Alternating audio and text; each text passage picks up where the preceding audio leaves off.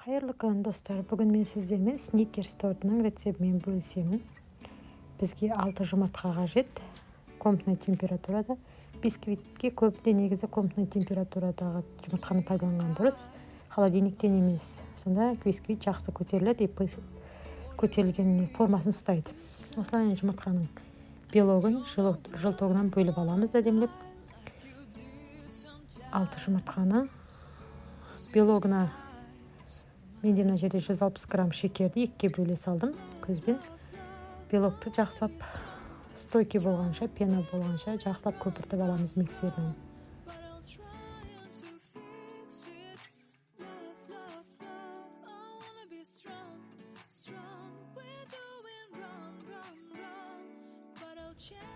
Неке бізде белогымыз дайын. Кезек жылтоқты. Жылтоқты да осылайынан жақсылап миксерлейміз.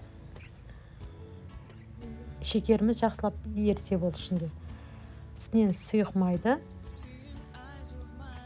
150 грамм кипятокты құямыз. Қатты ыстық емес. Үстінен какаоымызды, ұнымызды және разрыхлителімізді осылайынан 2-3 бөлікке бөліп, миксерімізді қатты скоростьқа қоймай араластырамыз.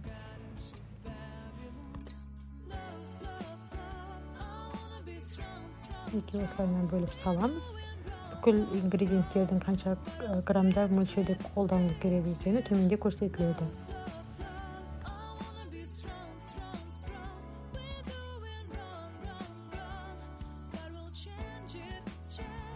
Дайын болған массамызға жұмыртқаның белогын қосып, асықпай астан үстіне қарай араластырамыз. Пышный болып тұрған белогымыз басылып қалмас үшін барынша аккуратно араластырамыз.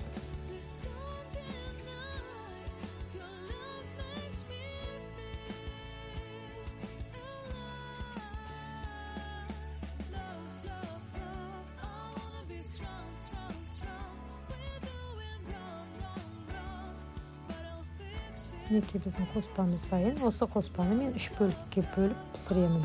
180 градуста 10-15 минутта көлемінде піседі. Менде 10-11 минутта піседі. Енді сіздер пештеріңіздің температурасына қарайсыздар. Корждарымыз пісіп суығанша біз карамель дайындап қояйық. Себебі карамельді суыту қажет болады.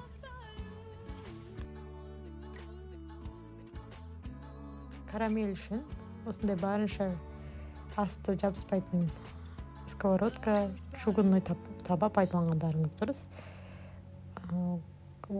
Қатты емес, орта температурадан сәл жоғары отта осылай 150 грамм шекерді сап қоямыз. 2-3 минут деген кезде жайлап ери бастайды. Бізде 150 грамм шекер, 120 грамм сливки 30% және 30 грамм таза сармай 82%. Осылайынан карамель дайындаймыз. Осылай ерігенін күтеміз. Комнатный температурада 30 грамм сармай және де мен 120 грамм сливкиді 1 минутқа микроволновкаға қойып аламын. Не болмаса кәдімгі газда отта да қайнатсаңыздар болады. Қатты қайнамау керек, бірақ барынша қайнайтын дәрежеге жеткені дұрыс температурасы. Сонда бізде карамеліміз қатып қалмайды. Қайнап еріген барынша шекердің үстіне ыстық сливкиді құйған кезде әдемі карамеліміз дайын болады. Неке осы видеода көрсетілгендей дайындайсыздар.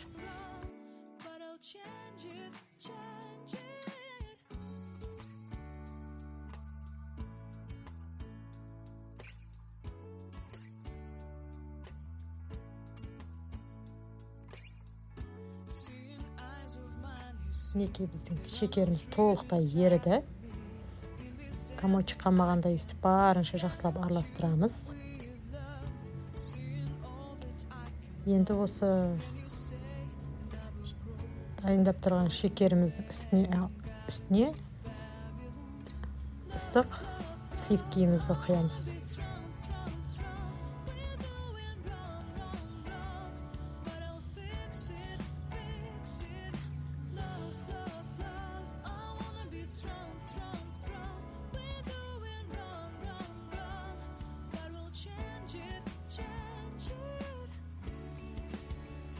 Неке біздің ыстық сливкиіміз 2 бөлікке бөліп қоямын мен. Осылайынан қатып қалмай әдемі болып араласу керек. Отты баяулата салсаңыздар болады. Араласты. Осы қоспамыздың үстіне 30 грамм сары майонез саламыз. Барынша толықтай араласып, народный масса болғанша араластырамыз. Бізде карамеліміз дайын. Оттан алып, басқа ыдысқа құямыз. Себебі ол ыстық температурада құрғап, асты жабысып қатып қалуы мүмкін.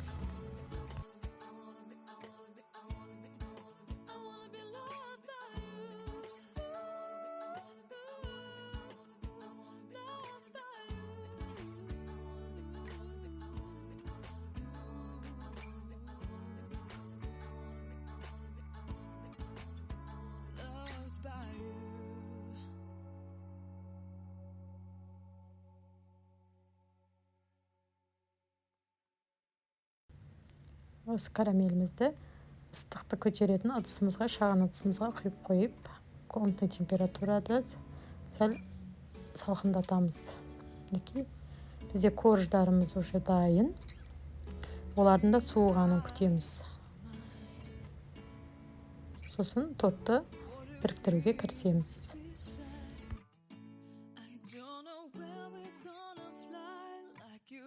Бізде 10-15 минут өтті. Корждарымыз суыды. Менде 400 грамм творожный сыр, 180 грамм сахарный пудра, сахарный пудрамның қалғанын қостым. Екеуін жақсылап араластырып аламыз. Творожный сыр комочек қалмау үшін. Үстінен 200-250 грамм 33% сливки құйып, жақсылап миксерлейміз. 2-3 минуттан артық миксерлеудің қажеті жоқ. Себебі жаңа қалыпты болып тұрған креміміздің формасын бұзып алмауымыз керек. 2 минут, 3 минут миксерлесеңіздер, өзі қою, стойкий крем пайда болады. Мінекей бізде креміміз дайын. Енді тортымызды жинаймыз. Мінекей астына сәл крем жақтым. Осылайынан кремдерімді мен 3 пакетикке, карамельді 1 пакетикке бөлек құйып алдым. Коржымның көлемін көріп тұрсыздар. 22 диаметрде менде. Осылайынан әр коржның бетінен осылайынан кремді жағып шығамыз. Барынша қоюлап, мен пропитка жасамаймын торттарға көбінде. Себебі ішінде бұл жерде бізде енді сұйық май бар. Ал көбінде кейбір торттарда жаңа сливочный май болады. Сары май таза, сол себепті де менде пропитка қажет етпейді.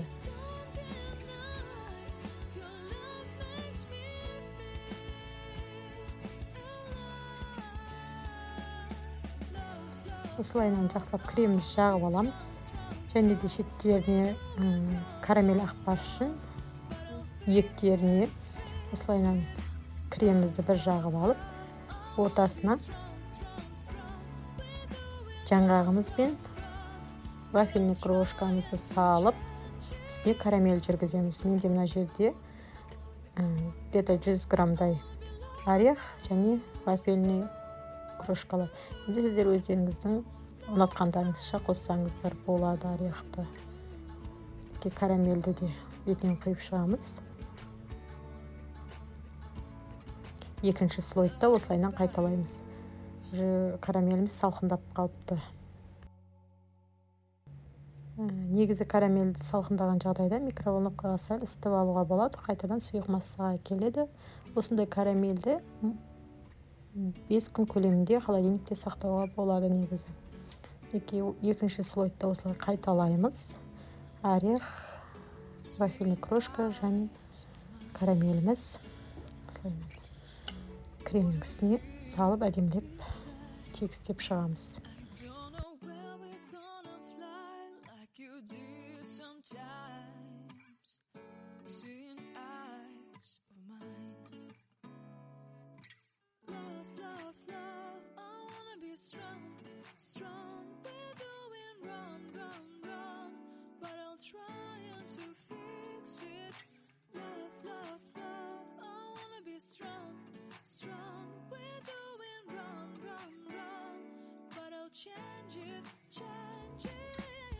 мінекей осылайынан барынша бәрін қалған орех пен карамелімдің бәрін пайдаланып тастайын дедім.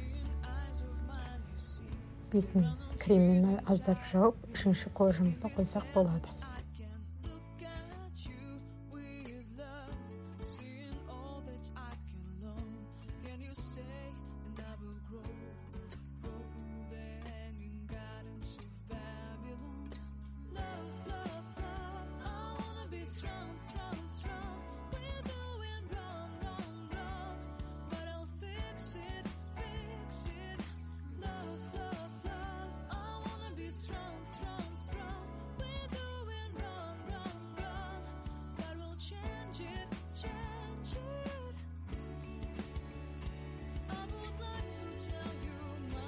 Үшінші қоржынымызға ең соң қалған крем чизімізді жағып, тегістеп холодильникке 1-2 сағатқа салып аламыз.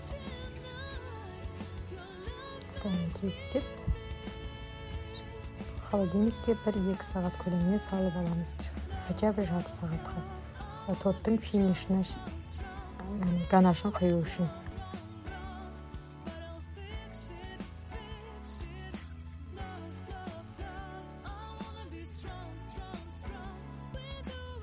Менде ганаш мына жерде 200 грамм Қазақстан шоколады, 60 грамм сливки.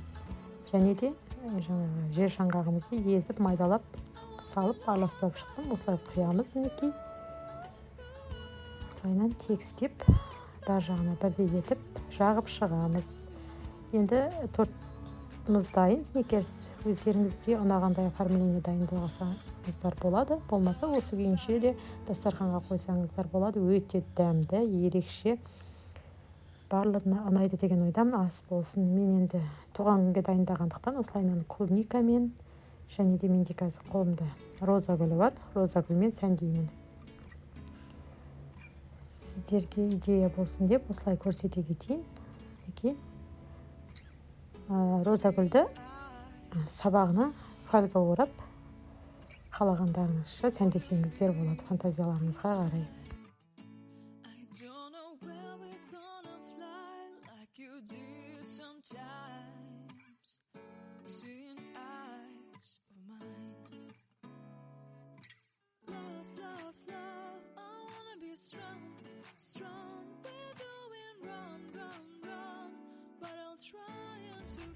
Мінекей менде роза гүлдердің сабағын фольгамен орадым. Сонда торттан кесер кезде аккуратно алып қоя саламыз. Осымен біздің сникерс тортымыз дайын. Комментарий қалдырып жасап көрсеңіздер, страницаларыңызда отметка жасап бөлсеңіздер болады, қуанып қаламын. Барлығыңызға ас болсын. Видеоны тамашалағандарыңызға рахмет.